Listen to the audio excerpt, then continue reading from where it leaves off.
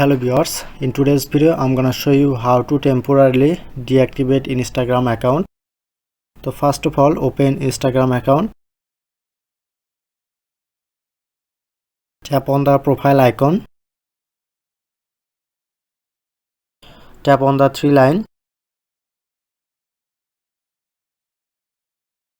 settings and privacy, click on account center,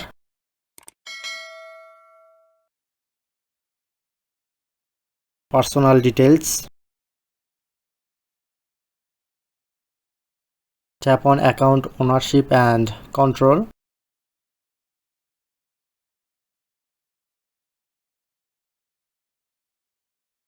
select Instagram account,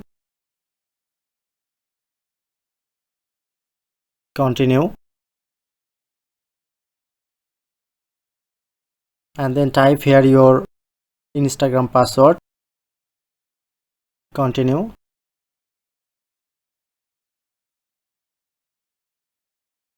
and select any issue. Now I'm select this, just need a break, continue, and then finally tap on deactivate account, then successfully deactivate your Instagram account. That's how you can do it. Hope you are enjoy this video. Please hit the like button and subscribe our tutorial river channel for more video.